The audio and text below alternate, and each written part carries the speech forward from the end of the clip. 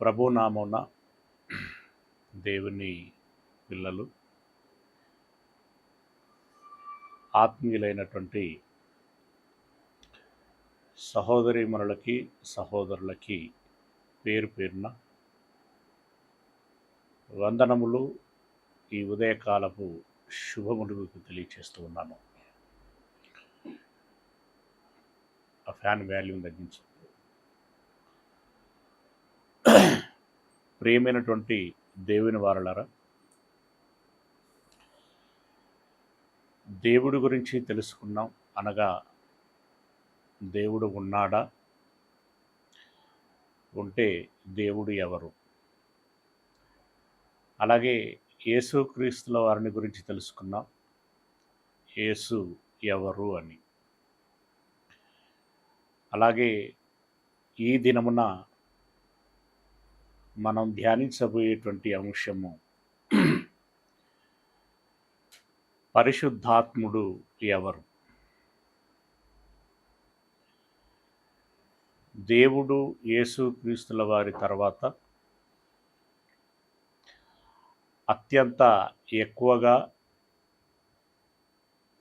క్రైస్తవులైన భక్తుల నోట వినిపించేటువంటి మాట పరిశుద్ధాత్ముడు. పరిశుద్ధాత్మ వరము పొందుకున్నాము, పరిశుద్ధాత్మను కలిగి ఉన్నాము అని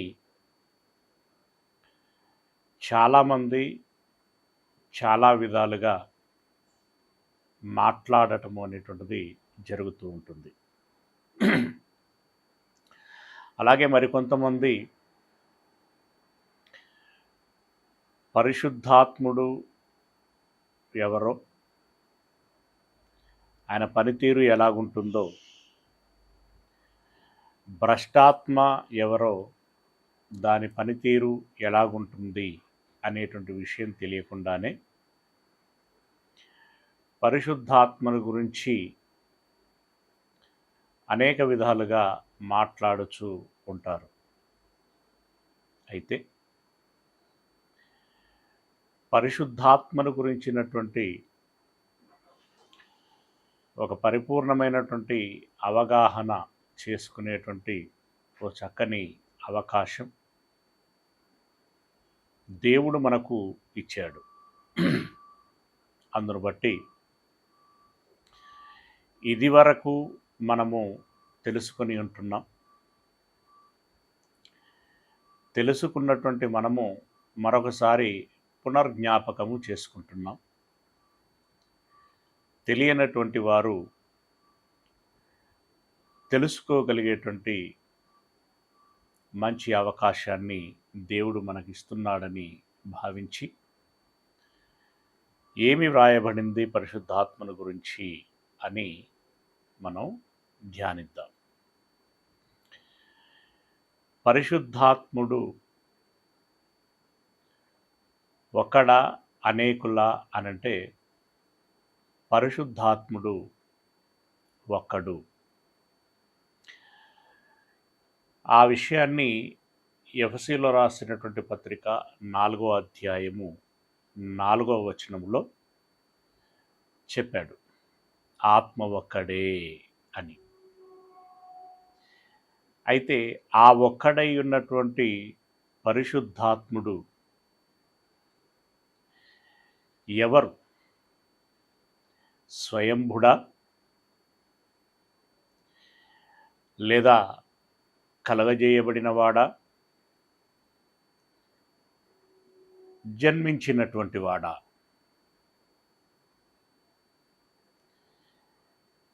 దేవుడికి, యేసుక్రీస్తుల వారికి, పరిశుద్ధాత్మకి ఉన్నటువంటి సంబంధం ఏమిటి? అలాగే మనకును పరిశుద్ధాత్మకును ఉన్నటువంటి సంబంధము ఏమిటి? ఆయన ఎక్కడ ఉంటాడు? ఏం చేస్తూ ఉంటాడు? ఇత్యాది విషయాలని మనం తెలుసుకునేటువంటి ప్రయత్నం చేద్దాం. రోమీలో రాసినటువంటి పత్రిక, అలాగే గలతీలో రాసినటువంటి పత్రిక తదితరమైనటువంటి సందర్భాలలో మనకు అతని గురించినటువంటి స్పష్టమైనటువంటి విషయం మనకు తెలుస్తూ ఉంటుంది. మొదటగా గలతీలో రాసినటువంటి పత్రికని చదువుదాం. గలతీలో రాసినటువంటి పత్రిక 4వ అధ్యాయము, గలతీలో రాసినటువంటి పత్రిక 4వ అధ్యాయము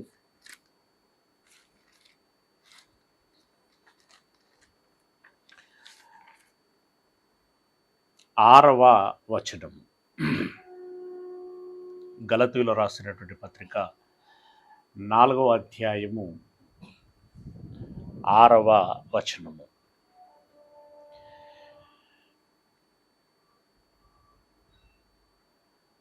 మీరు కుమారులై ఉన్నందున, అంటే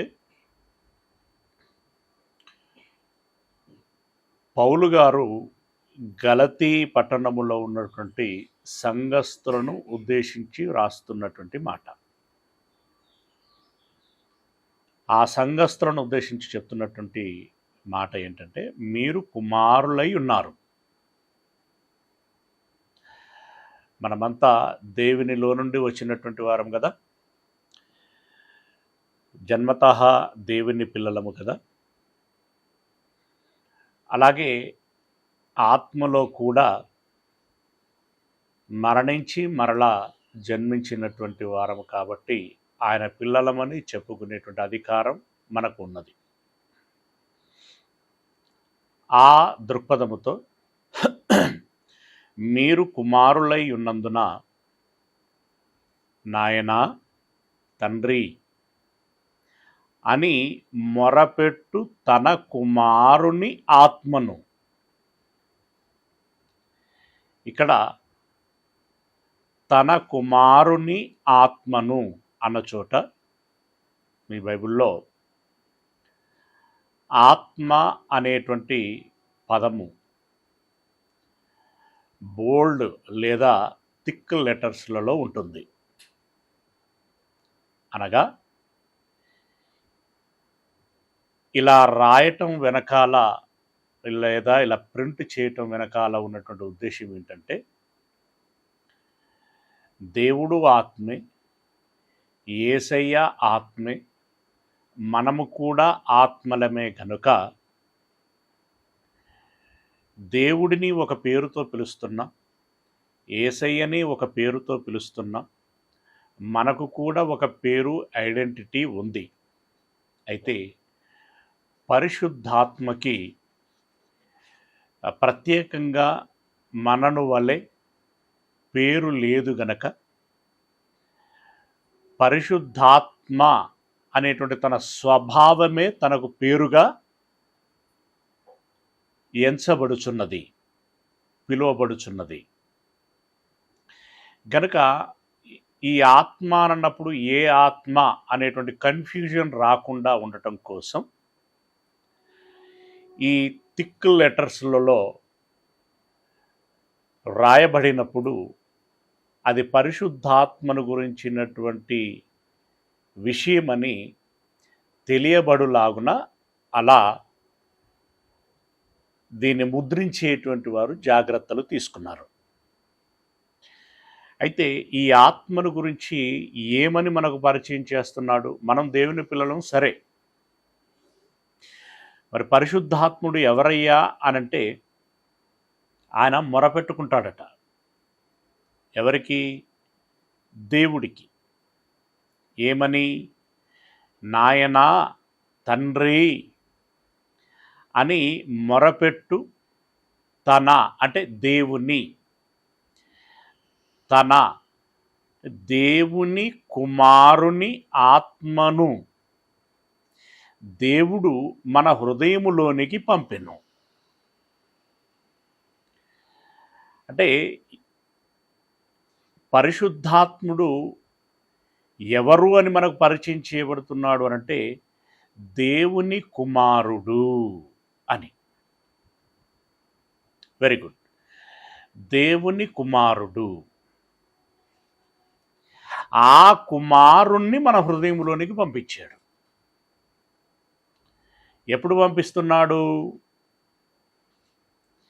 మనం ఎప్పుడైతే పశ్చాత్తాపపడి మారు మనసు పొంది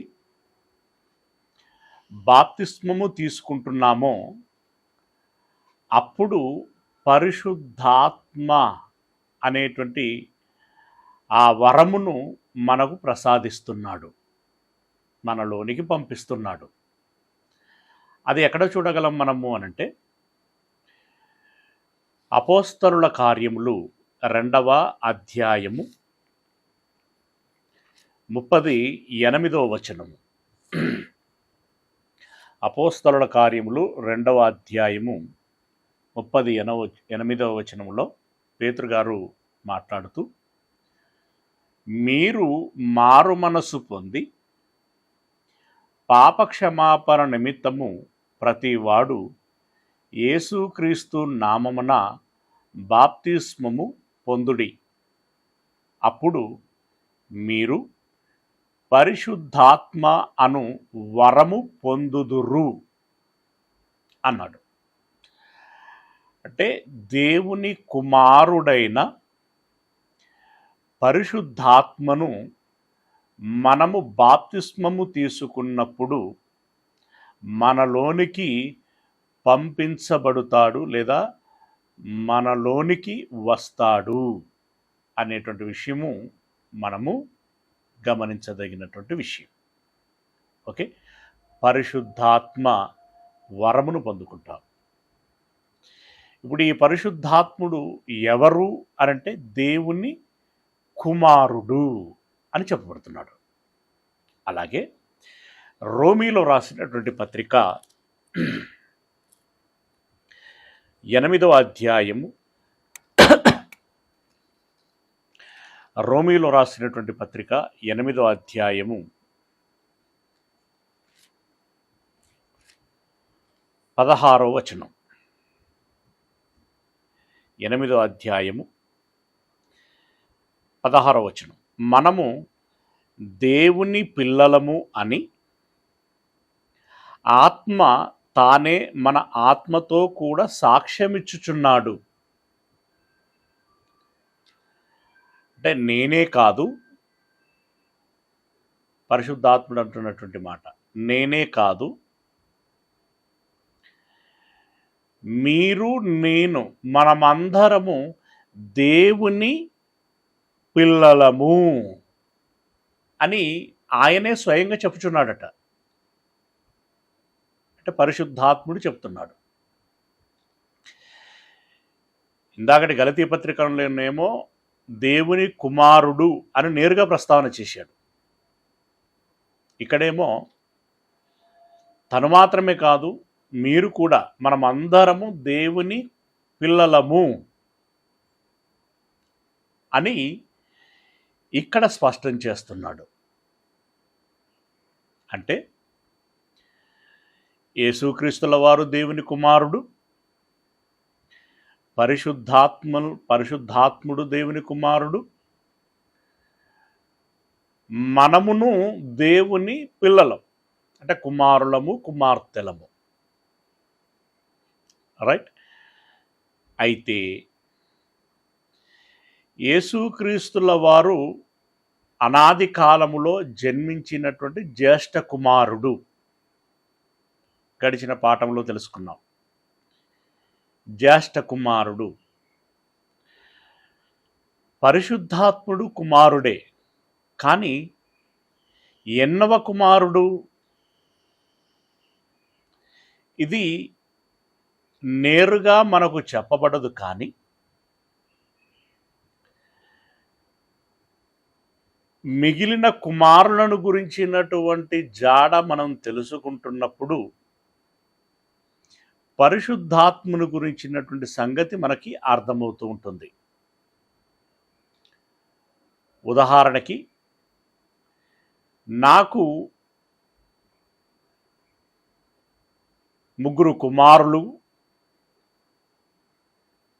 ఈ ముగ్గురు కుమారులను ఎదురుగా నిలబెట్టి, ఇదిగో వీడు పెద్దోడు, వీడు చిన్నోడు అన్నప్పుడు మిగిలిన వాడు ఎన్నో వాడవుతాడు చెప్పకపోయినా రెండవ వాడు అవుతాడు.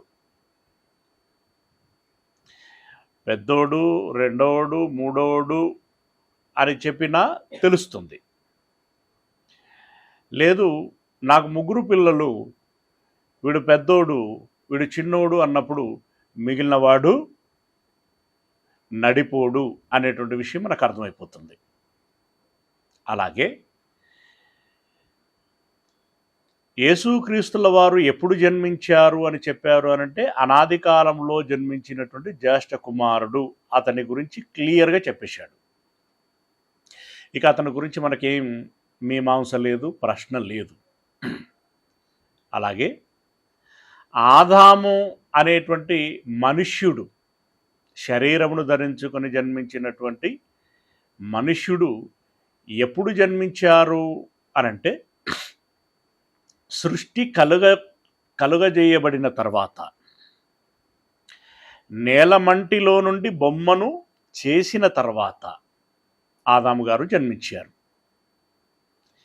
దేవుడు తన ఆత్మను పంచి బొమ్మకు ఉన్నటువంటి ముక్కు రంధ్రముల గుండా ఆ ఆత్మను ప్రవేశపెట్టినప్పుడు నరుడు జీవాత్మాయను, అతనికి ఆదామని పేరు పెట్టబడెను. అంటే యేసుక్రీస్తుల తర్వాత ఆదామును గురించినటువంటి పరిచయం మనకు చేశాడు. సృష్టికి ముందు యేసు ప్రభుల వారు జన్మించారు. సృష్టి తర్వాత మొట్టమొదటగా జన్మించినటువంటి వ్యక్తి ఎవరయ్యారంటే ఆదాము. మరి ఇందులో పరిశుద్ధాత్ముడు ఎక్కడ ఉంటాడు? ఆదాముకు ముందు ఉంటాడా? ఆదాముకు తర్వాత ఉంటాడా? ఇప్పుడు పరిశుద్ధాత్ముడు కుమారుడు అనేటువంటి విషయం క్లియర్. బట్ ఎప్పుడు జన్మించాడు అతడు, ఎప్పుడు జన్మించి ఉంటాడు అనే విషయాన్ని మనం గమనిస్తే, దేవుని నుండి వచ్చినటువంటి జ్ఞానాన్ని, శక్తిని, అధికారమును పొందుకున్నటువంటి యేసయ్య దేవుని చిత్తము చొప్పున సమస్త ప్రకృతిని కలగజేశాడు. అందులో భాగంగా మొట్టమొదటగా మనం ఆదికాండమును చదువుకునేటప్పుడు వివరంగా మాట్లాడుకున్నాం. అక్కడ నీరు కలగజేయబడింది. అఫ్కోర్స్ అంతకుముందే చీకటి కలగజేయబడింది. తదుపరి నీరు కలగజేయబడింది. ఆ నీటిలో భూమిని కలగచేయటం జరిగింది, కాకపోతే నిరాకారంగా ఉంది. ఆ తదుపరి జలములను వేరు చేయటం జరిగింది. జలములు వేరు చేయటం మూలంగా మధ్యలో ఖాళీ స్థలం ఏర్పడింది. దానికి దేవుడు ఆకాశమని పేరు పెట్టాడు. ఇది ఒక క్రమం ప్రారంభంలో. అయితే ఈ సృష్టిని యేసయ్య కలుగజేసేటువంటి ఆదిలో పరిశుద్ధాత్ముని గురించినటువంటి ప్రస్తావన మనకి కనబడింది. ఎక్కడ, ఎలా అని మనం చూసినట్టయితే ఆదికాండము 1వ అధ్యాయము, ఆదికాండము 1వ అధ్యాయము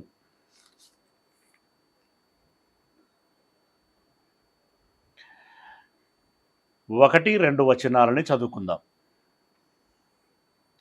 ఆదికాండము 1వ అధ్యాయము 1-2 వచనాలు. ఆదియందు దేవుడు భూమి ఆకాశములను సృజించెను. ఇది షార్ట్ కట్గా ఓవరాల్ సృష్టిని గురించి చెప్పినటువంటి మాట. రైట్. అలా కలగజేస్తున్నప్పుడు భూమి నిరాకారముగాను శూన్యముగాను ఉండెను. అంటే అది ఒక షేపులో లేదు, అలాగే దాని మీద ఏమీ లేదు. అంటే మొక్కలు, జీవజాతులు ఇలాంటివి ఏవి లేవు. భూమి నిరాకారముగాను శూన్యముగాను ఉండెను. అయితే భూమి చుట్టూ నీళ్లు ఉన్నాయి. ఆ నీళ్ళ మీద జాగ్రత్తగా గమనించండి, ఆ నీళ్ళ మీద చీకటి చీకటి అగాధ జలముల పైన కమ్మియుండెను. ఆ సమయంలో, అంటే ఏ సమయంలో? ఈ చీకటి భూమి, చీకటి నీరు భూమి కలగజేయబడుచున్నటువంటి ఆ beginning time, beginning dot, okay, ఆ ప్రారంభ సమయములోనే, ప్రారంభములోనే, అంటే ఇంటికి పునాది వేస్తున్నప్పుడు అన్నట్లుగా ఆ ప్రారంభములోనే దేవుని ఆత్మ అనగా పరిశుద్ధాత్మ. ఇక్కడ ఈ విషయం అర్థం కానటువంటి వారు, ఇందాక మనం ఇంట్రడక్షన్లో చెప్పుకున్నట్టుగా పరిశుద్ధాత్మను గురించి ప్రస్తావన చేసేటప్పుడు థిక్ లెటర్లలో మ్యాక్సిమము రాస్తూ వచ్చారు లేదా ప్రింట్ చేస్తూ వచ్చారు, కానీ ఇక్కడ మిస్ అయ్యారండి. ఇక్కడ చూడండి, సాధారణ లెటర్లు ఉన్నాయి. కాదది యాక్చువల్గా పరిశుద్ధాత్మ. అంటే ఎందుకు నేను ఇలా అనగలుగుతున్నాను అని అంటే, మీకు ఇదివరకు చెప్తూ వస్తున్నాను ఏంటి, కొన్ని విషయాలు రాసేటప్పుడు, ట్రాన్స్లేట్ చేసేటప్పుడు, ప్రింట్ చేసేటప్పుడు, ఇన్ని సందర్భాలలో రాసేటప్పుడు, తర్జుమా చేసేటప్పుడు, ముద్రించేటప్పుడు మనుషుల మూలముగా కొన్ని పొరపాట్లు చోటు చేసుకున్నాయి.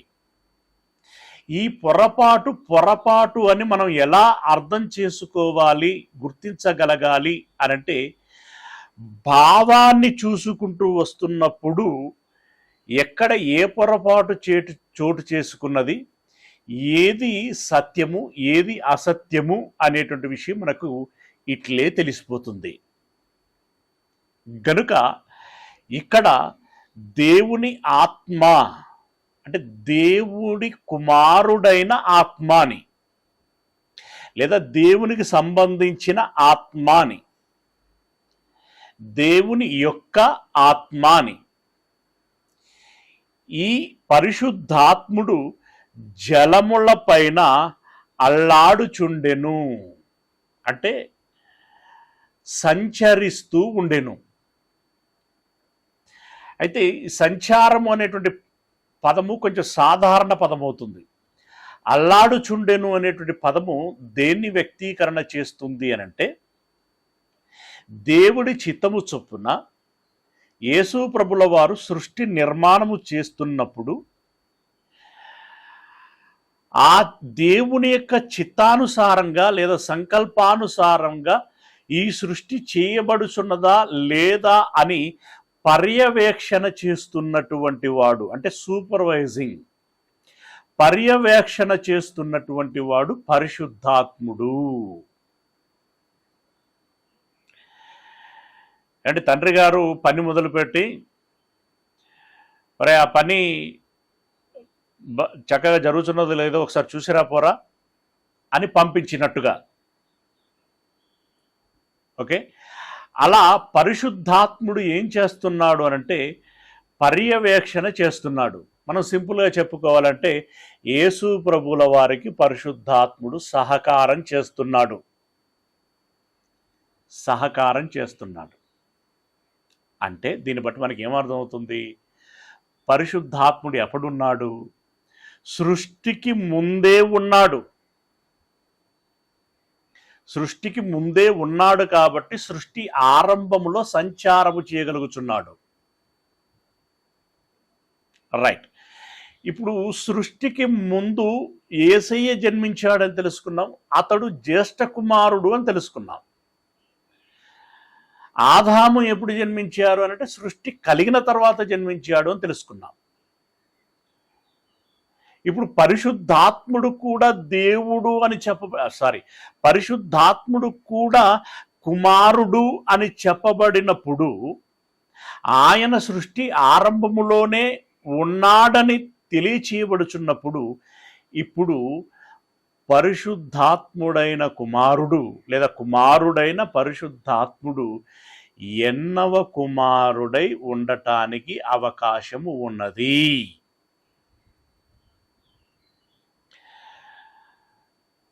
సృష్టి కలిగిన తర్వాత ఆదాము జన్మించిన వాడైతే అనాదిలోనే యేసయ్య జన్మిస్తే ఒక విధంగా పరిశుద్ధాత్ముడు కూడా అనాదిలోనే జన్మించిన వాడవుతున్నాడు. ఎందుకంటే సృష్టి ఆరంభంలో తను కూడా అక్కడ ఉంటున్నాడు కాబట్టి ఆ విధానంలో మనం ఆలోచించినప్పుడు పరిశుద్ధాత్ముడు కూడా కుమారుడే అయితే యేసు ప్రభు తర్వాతి కుమారుడు. యేసు ప్రభులు, ఎందుకంటే యేసు ప్రభుల వారి గురించి క్లియర్గా చెప్పేశాడు కదా జ్యేష్ఠుడని. కాబట్టి యేసు ప్రభుల వారి తదనంతరపు కుమారుడు అంటే ద్వితీయ కుమారుడు. ఎందుకంటే సృష్టికి ముందు అనాదిలో యేసు జన్మించాడు అనేటువంటి విషయం తెలియజేయబడుచున్నది, పరిశుద్ధాత్ముడు జన్మించాడు అనేటువంటి విషయం తెలియజేయబడుచున్నది. ఇక 3, 4 నాలుగో వ్యక్తులను గురించి తెలియజేయబడటం లేదు. అనాదిలో ఈయన రెండో వాడే అని ఖచ్చితంగా ఎలా చెప్పగలుగుతామనంటే ఇంకొంతమంది కుమారులు ఉన్నారు అనేటువంటి విషయం మన దృష్టికి వచ్చినప్పుడు మరి ఈయన ద్వితీయుడు అని మనం ఎలా అనగలుగుతాము అనేటువంటి ప్రశ్న మనకు ఉత్పన్నమవుతుంది. కానీ ఇంకెవరిని గురించి అక్కడ మనకు ప్రస్తావన చేయబడలేదు.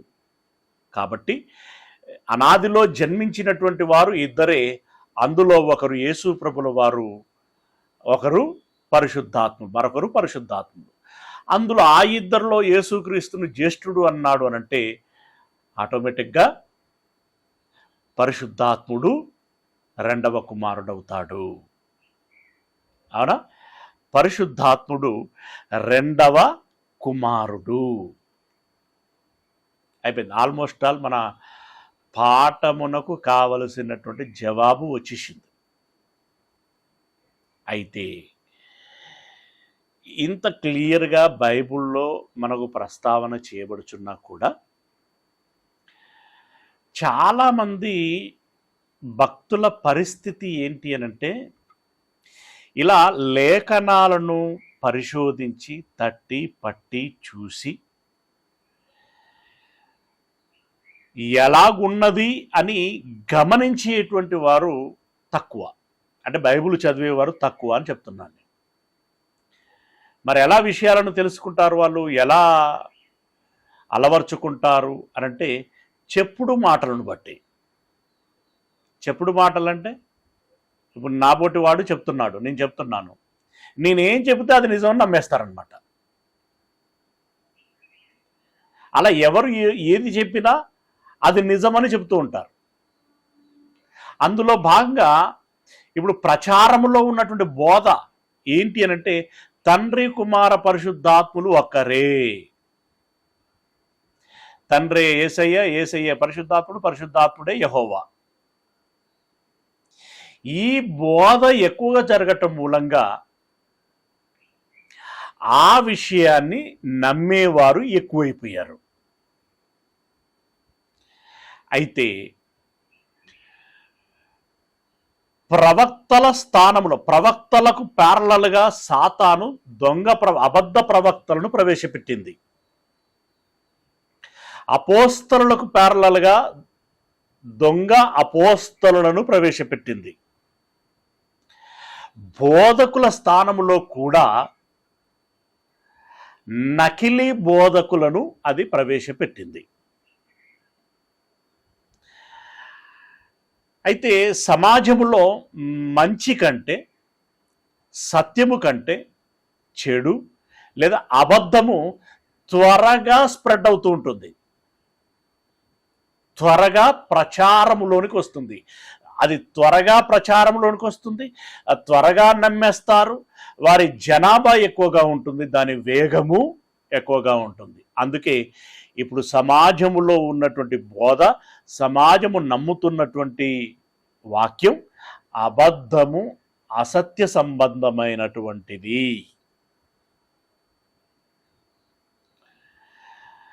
ఎవరు బోధించినా కూడా అలాగున ఉన్నదా లేదా అని అలనాటి భక్తులు, బెరయలో ఉన్నటువంటి భక్తులు పరిశోధించినట్లుగా పరిశోధిస్తే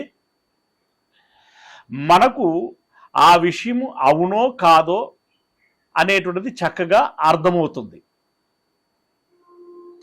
ఇప్పుడు వింటున్నటువంటి మీరు కూడా రమేష్ గారు చెప్తున్నటువంటి ఈ మాటలు ఏవైతే ఉన్నాయో ఆయన తన సొంత మాటలుగా చెబుతున్నాడా, లేఖనాలను చూపించి ఇదిగో ఈ లేఖనం యొక్క ఈ వచనము యొక్క అర్థము ఇది అని మనకు అర్థం చేయిస్తున్నాడా, అలాగే ఉందా లేదా అని మీరు చూసుకునే నమ్మాలి.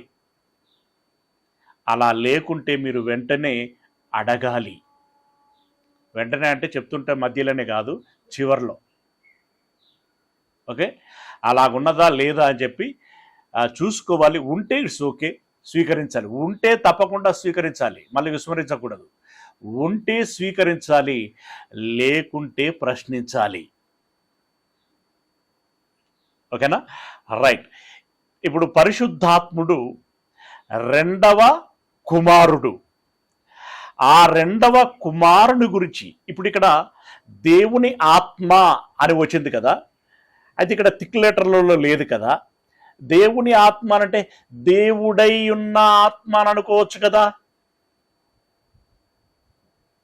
లేదా పరిశుద్ధాత్మ అని అనుకోవచ్చు కదా అని ఇలా రకరకాలైనటువంటి కాంట్రవర్సీలు వస్తూ ఉంటాయి. దాన్ని నివృత్తి చేసుకోవటానికి ఇప్పుడు నేను భావాన్ని బట్టి మనం దాన్ని చూసుకోవాలి, గమనించుకోవాలి, అర్థం చేసుకోవాలని చెబుతూ దేవుని ఆత్మ అని ఉంటే అక్కడ పరిశుద్ధాత్మ అని మీకు అర్థం చేయించేటువంటి ప్రయత్నం చేశాను. అయితే అలాగే ఎందుకు అనుకోవాలి అనేటువంటి ప్రశ్న మీకు రావాలి. అయితే ఆ ప్రశ్న నేనే మీకు ఇచ్చి దాని జవాబును కూడా మీకు తెలియచేసేటువంటి ప్రయత్నం చేస్తున్నాను. ఇక్కడ దేవుని ఆత్మ అని ఉంది కదా, దీన్ని దృష్టిలో పెట్టుకొని మరికొన్ని వచనాలని మనం చూద్దాం. ఎఫెసీయులో రాసినటువంటి పత్రిక 4వ అధ్యాయము, ఎఫెసీయులో రాసినటువంటి పత్రిక 4వ అధ్యాయము 30వ వచనం. ఎఫెసీయులో రాసినటువంటి పత్రిక 4వ అధ్యాయము 30వ వచనం. ఇక్కడ ఏమంటున్నాడంటే, దేవుని పరిశుద్ధాత్మను దుఃఖపరచకుడి. పరిశుద్ధాత్మను ఏమని పరిచయం చేస్తున్నాడు ఇక్కడ? దేవుని పరిశుద్ధాత్మను. ఇప్పుడు దీన్ని దేవుడైన పరిశుద్ధాత్మ అని అనుకుందామా, దేవుడికి చెందిన పరిశుద్ధాత్మ అని అనుకుందామా? దేవుడైన పరిశుద్ధాత్మ అనుకోవటానికి అవకాశం ఇవ్వట్లేదు ఇది. అఫ్కోర్స్ దేవుడు పరిశుద్ధుడు, అందులో డౌట్ ఏమి లేదు. కానీ దేవుని పరిశుద్ధాత్ముడు అనంటే ఇక్కడ దీన్ని మనం ఎలా అర్థం చేసుకోవాలి? ఈ పిల్లవాడు ఎవరి పిల్లవాడు అనంటే, ఇదిగో ఆయన పిల్లవాడు అని అన్నాం అనుకోండి, ఫలానా ఆయన పిల్లవాడు అని అన్నాం అనుకోండి, అంటే ఫలానా ఆయనే పిల్లోడా? ఈ పిల్లోడు ఆయనకు సంబంధించిన వాడా? మీకు అర్థమవుతుంది అనుకుంటున్నాను, ఎందుకంటే మీ ఎక్స్ప్రెషన్స్ నాకేం తెలియట్లా. ఓకే, ఈ పిల్లవాడు ఎవరి పిల్లవాడు అంటే ఫలానా ఆయన పిల్లవాడు అని అన్నప్పుడు ఫలానా ఆయన పిల్లవాడు అవుతాడా? ఈ పిల్లవాడు ఫలానా ఆయనకి చెందినటువంటి పిల్లవాడు అవుతాడా? కదా. ఫలానాయనకు చెందినటువంటి పిల్లవాడు అవుతాడు. అలాగే ఇక్కడ దేవుని పరిశుద్ధాత్మ అని అంటున్నాడంటే దేవునికి సంబంధించిన పరిశుద్ధాత్మ. దేవుడికి సంబంధించిన అంటే ఇక్కడ సంబంధం ఏమిటి మరి అనంటే దేవుని రెండవ కుమారుడైన పరిశుద్ధాత్మ అని దాని అర్థం. ఓకేనా? మరో మాటలోనికి వెళ్దాం. ఆదికాండము కంటే వెళ్దాం. ఇంకా ఇదే ఎఫెసీలో రాసినటువంటి పత్రిక, దీన్ని చదువుతామండి. బట్ దీనికంటే ముందుగా ఒక విషయంలోనికి వెళ్దాం. యెషయా గ్రంథము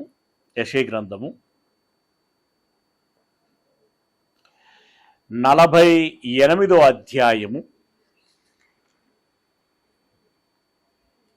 యెషయా గ్రంథము 48వ అధ్యాయము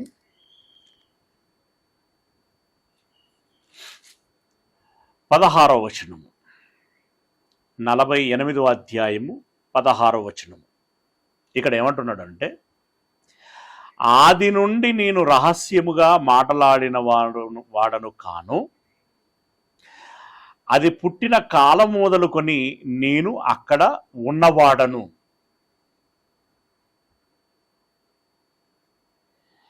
ఈ మాట ఎవరు అంటున్నటువంటి మాట అనగా యేసు ప్రభుల వారు అంటున్నటువంటి మాట. ఎందుకంటే ఆది నుండి ఉండేటువంటి వాడు ఆయనే. అయితే ఆయన మాట్లాడుతూ అది పుట్టిన కాలం మొదలుకొని నేను అక్కడ ఉన్నవాడను, ఇప్పుడు ప్రభువగు యెహోవాయు ఆయన ఆత్మయు నన్ను పంపెను.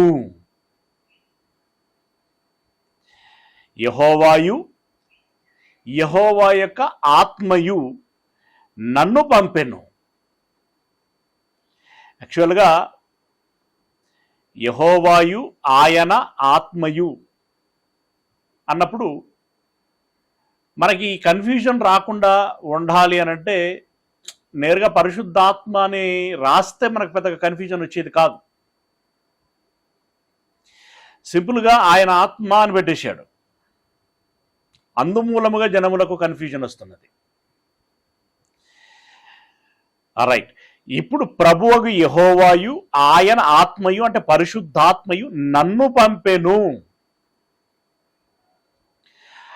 అంటే ఆది కాలములో ఉన్నటువంటి కుటుంబం చాలా చిన్నది. ఎంతమంది వారు అనంటే 3, తండ్రి 2 కుమారులు. ఆ 2 కుమారులు ఉన్నప్పుడే దేవుడు వారితో మాట్లాడాడు. ఏమని? మన స్వరూపము చొప్పున నరులను కందము, అంటే ఆదాము మిగిలిన పిల్లలని కందాము అని అన్నాడు. మనకు ఆదికాండం 1:26 వచనంలో ఉంటుంది. మన స్వరూపము చొప్పున నరులను కందాము. మనము అనేటువంటి మాట ఎవరిని దృష్టిలో పెట్టుకొని ఎవరితో మాట్లాడుచున్నాడు అంటే యేసయ్యని పరిశుద్ధాత్మని దృష్టిలో పెట్టుకొని ఆ యేసయ్య పరిశుద్ధాత్మలతోటే మాట్లాడాడప్పుడు. మన స్వరూపము అంటే ఈ 3 స్వరూపం. దేవుడి స్వరూపమే యేసయ్య స్వరూపం, దేవుడి స్వరూపమే పరిశుద్ధాత్ముడి స్వరూపం. వారి 3 స్వరూపం ఒకటి అంటే మళ్ళీ 3 ఒకటి కాదు, 3 స్వరూపాలు ఒకే రూపంలో ఉంటాయి. ఆ 3 స్వరూపము చొప్పున మిగిలిన పిల్లల యొక్క స్వరూపమును చేద్దాము అని చెప్పి దేవుడు వారితో మాట్లాడటం జరిగింది. అంటే ఇప్పుడు యెహోవాయు ఆయన ఆత్మయు అనంటే పరిశుద్ధాత్మ. ఇప్పుడు యెహోవాయు ఆయన ఆత్మ అనంటే యెహోవా వేరు, ఆయన ఆత్మ వేరు కదా. అలాగే ఇప్పుడు ఎఫెసీ పత్రికలో ఇందాక చదువుకున్నటువంటి మాట, ఆయన ఆత్మను దుఃఖపరచకుడి అనేటువంటి మాట ఏదైతే ఉంటుందో, ఆయన ఆత్మ అనగా యెహోవాకు సంబంధించినటువంటి ఆత్మ. అతడు పరిశుద్ధాత్ముడు. ఓకే, ఈ పరిశుద్ధాత్మను మనం బాప్తిసం తీసుకున్నప్పుడు మనలోనికి పంపిస్తున్నాడు. ఎందుకు పంపిస్తున్నాడు అనంటే, మనకు సంచకరువుగా ఉండుటకు, సహాయకారిగా ఉండుటకు పంపిస్తున్నాడు. ఎఫెసీయులో రాసినటువంటి పత్రిక 1వ అధ్యాయము 14వ వచనం. ఎఫెసీయులో రాసినటువంటి పత్రిక 1వ అధ్యాయము 14వ వచనము.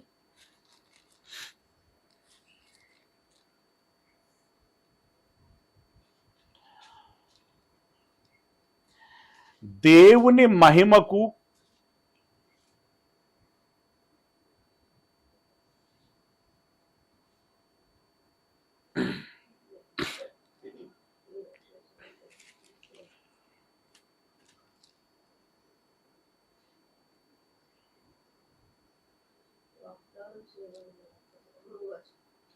రైట్ 14వ వచనం. దేవుని మహిమకు కీర్తి కలుగుటకై ఆయన సంపాదించుకొనిన ప్రజలకు విమోచన కలుగు నిమిత్తము. దేవుడు సంపాదించుకొనిన ప్రజలకు విమోచన కలుగు నిమిత్తము ఈ ఆత్మ, మళ్ళీ ఇక్కడ పెద్ద లెటర్లు ఇచ్చాడు చూడండి. ఈ ఆత్మ అంటే పరిశుద్ధాత్మ మన స్వాస్థ్యమునకు సంచకరువుగా ఉన్నాడు. మన స్వాస్థ్యమునకు సంచకరువుగా ఉన్నాడు. మన స్వాస్థ్యము అనంటే మనకు అనుగ్రహింపబడేటువంటి స్వాస్థ్యం అనగా పరలోకము. ఆ పరలోకమునకు పరిశుద్ధాత్ముడు సంచకరువుగా ఉన్నాడట. సంచకరువు అంటే ఏంటి?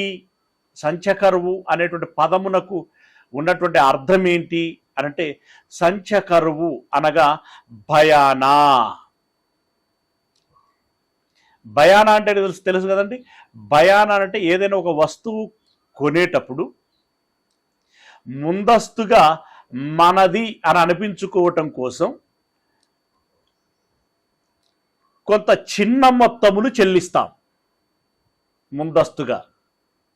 దాన్ని భయానా అని అంటారు, మనది అని అనిపించుకోవటం కోసం. ఇది మన పేరట ఉంటుంది, మళ్ళీ ఇంకెవరికి కూడా కేటాయించకూడదు దీన్ని. దాన్ని భయానా అని అంటారు. ఇప్పుడు పరిశుద్ధాత్ముడు పరలోక స్వాస్థ్యం విషయంలో భయానగా ఉండటం ఏంటి అనంటే, దేవుడు ఏం చేస్తున్నాడు అంటే, పరిశుద్ధాత్మను మీ యొద్దకు పంపిస్తున్నాను. ఆ పరిశుద్ధాత్మను మీ యొద్దకు పంపించినప్పుడే మీరు ధృవీకరించుకోవలసినటువంటి విషయం ఏంటంటే, ఇదిగో దేవుడు పరిశుద్ధాత్మను మనకు పంపించాడంటే పరలోకమును మనకు ప్రసాదించబోచున్నాడనమాట. పరలోకం మనకు వచ్చుట ఖాయము. మనకు పరలోకాన్ని ఇస్తాను అని చెప్తున్నటువంటి వాగ్దానము ఖాయము.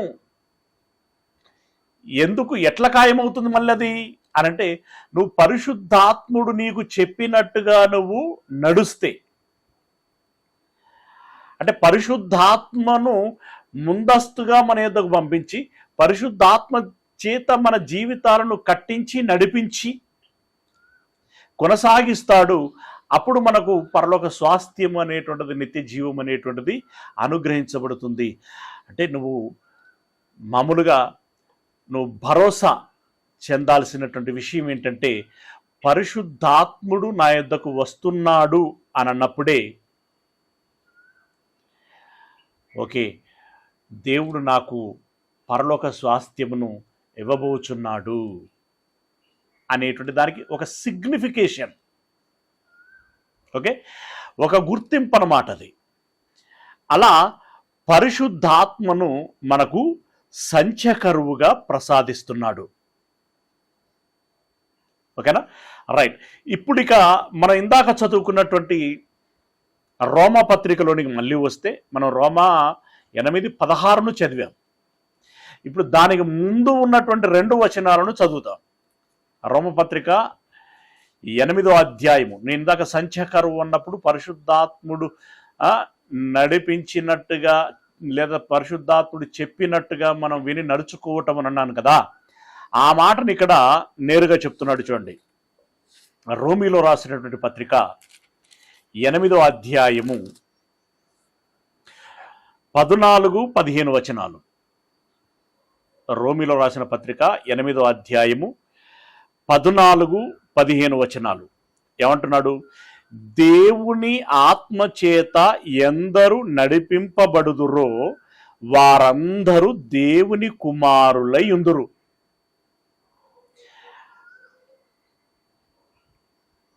ఇక్కడ దేవుని ఆత్మ అని ఉన్న చోట మళ్ళీ ఇక్కడ చూడండి, దేవుని ఆత్మ, ఆత్మ అన్న చోట థిక్ లెటర్లే పెట్టాడు. అలాగని ఇక్కడ పరిశుద్ధాత్మ అని అనలేదు. మళ్ళీ ఇక్కడ దేవుని ఆత్మ అని అన్నాడు. దేవుని ఆత్మ అంటే ఇక్కడ ఏ ఆత్మ అని? పరిశుద్ధాత్మ. ఇక్కడ మనకి కాంట్రవర్సీ లేదు. కానీ మనం ఇదివరకు చదువుకున్నటువంటి ఆయన ఆత్మ అన్న చోట, దేవుని ఆత్మ అన్న చోట పరిశుద్ధాత్మే అని మనం ఎట్లా అనుకుంటాము అని అక్కడ ప్రశ్న రైజ్ చేస్తూ ఉంటారు. కానీ ఇక్కడ కూడా అలాగే ఉంది కదా, ఇక్కడ కూడా అలాగే ఉంది. కాబట్టి దేవుని ఆత్మ అని వ్రాయబడినటువంటి ప్రతి చోట అది దేవుడైన ఆత్మ కాదు, దేవునికి సంబంధించినటువంటి ఆత్మ, అనగా దేవుని కుమారుడైన పరిశుద్ధాత్మ అని అర్థం చేసుకోవాలి. దేవుడైన ఆత్మ వేరు, దేవుని యొక్క ఆత్మ వేరు. దేవుడైన ఆత్మ అంటే దేవుడే అవుతాడు. దేవుని యొక్క ఆత్మ అన్నప్పుడు పరిశుద్ధాత్ముడు అవుతాడు. రైట్. ఆ పరిశుద్ధాత్మ చేత ఎందరూ నడిపింపబడుతారో వారందరూ దేవుని కుమారులై ఉందురు. ఏలయనగా మరలా భయపడుటకు మీరు దాస్యపు ఆత్మను పొందలేదు గాని దత్తపుత్రాత్మను పొందితిరి. మళ్ళీ ఇక్కడికి ఇంకొక కొత్త పదం వచ్చింది, దత్తపుత్రాత్మ.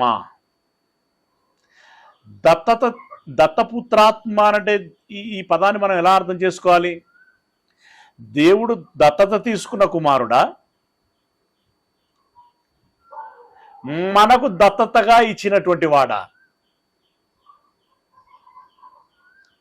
ఇప్పుడు దేవుడు దత్తత తీసుకుంటే గనక, దేవుడు దత్తత తీసుకుంటే ఆ దత్తత తీసుకున్నటువంటి వాడు ఆల్రెడీ ఇంకెవరికో జన్మించి ఉండాలి. ఆల్రెడీ ఎవరికో జన్మించి ఉండటానికి ఇంకెవరో లేరు కదా, దేవునికి ప్యారలల్గా మరొకరు లేరు కదా, ఉండటానికి అవకాశం లేదు కదా. కాబట్టి దేవుని కుమారుడైనటువంటి ఆత్మను మనలను ఉద్ధరించటానికి, మన కోసమే శాశ్వతంగా ఉండులాగున ఈ లోకములోనికి పంపించబడ్డాడు. ఆ విషయాన్ని అర్థం చేయించటానికి ఇక్కడ దత్తపుత్రాత్మ అని అన్నాడు. అంటే మన కోసం అంకితం చేయబడినటువంటి ఆత్మ అని దాని అర్థం. మనకు అప్పగించబడినటువంటి ఆత్మ, మనల్ని ఉద్ధరించటానికి మన యుద్ధనే ఉండులాగున పంపించబడినటువంటి ఆత్మ. రైట్. ఆ దత్తపుత్రాత్మను పొందితిరి. ఆ ఆత్మ కలిగిన వారమై మనము అబ్బా తండ్రి అని మొరపెట్టుచున్నాం. అంటే ఆల్రెడీ అతడు తండ్రి అని ప్రార్థన చేసినటువంటి వాడు గనక ఆయన వచ్చి మనలో ఉండి మనలను ప్రేరేపిస్తూ మన నోట కూడా అబ్బా అంటే అయ్యా, తండ్రి అని మనమును ఉచ్చరించి ప్రార్థించులాగున మనల్ని ప్రేరేపించి నడిపిస్తున్నాడు అని చెప్పుచున్నటువంటి మాట. ఓకే. అంటే ఇప్పటి వరకు మీకంటూ ఒక అభిప్రాయము పరిశుద్ధాత్మ పట్ల వచ్చింది అని నేను అనుకుంటున్నాను. అవగాహన కలిగింది అని నేను అనుకుంటున్నాను. ఓకే, ఇంకా మిగిలిన కొంత భాగము మనం మాట్లాడుకోవాల్సి ఉంటున్నది. అది రేపటి దినమున మనము మాట్లాడుకుందాం. ఓకేనా, ప్రార్థన చేసుకుందాం. మహోన్నతుడమైనటువంటి మా దేవుడా, మా కన్న తండ్రి, మీ పాదములకు వందనాలు చెల్లిస్తూ ఉన్నామయ్యా. మీ మాటలను ధ్యానించాం. మీ పిల్లలకి మీ కుమారుడైన పరిశుద్ధాత్మను గురించి అవగాహన చేయిస్తూ ఉన్నాను. సహాయం దయచేయండి తండ్రి. మీ పిల్లలందరినీ దీవించండి. వారికి, వారి కుటుంబాలకు కావలసినటువంటి క్షేమాన్ని మీరు దయచేయమని మమ్మలను మేము మీ చేతులకు అప్పగించుకుంటూ, మీ కృప, మీ దయ, వాత్సల్యము, ప్రేమ మా పట్ల సదాకాలము ఉంచుమని మీ ప్రియకుమారుడు ప్రభువునైనటువంటి క్రీస్తు యేసుల వారి మహిమగల శక్తిగల నామమున ప్రార్థించి విన్నపించుకుంటున్నాం మా పరమ తండ్రి. ఆమేన్. మన దేవుని ప్రేమ, యేసయ్య కృప, పరిశుద్ధాత్మ యొక్క సహాయము, సహవాసము ఈ మాటలు విన్నటువంటి మనకును, విన్నదానిని అనుసరించి జ్ఞానము చొప్పున బ్రతకాలని ప్రయత్నం చేసేటువంటి ప్రతి బిడ్డకును ఇప్పుడు ఎల్లప్పుడు సదాకాలము తోడై ఉండును గాక. ఆమేన్.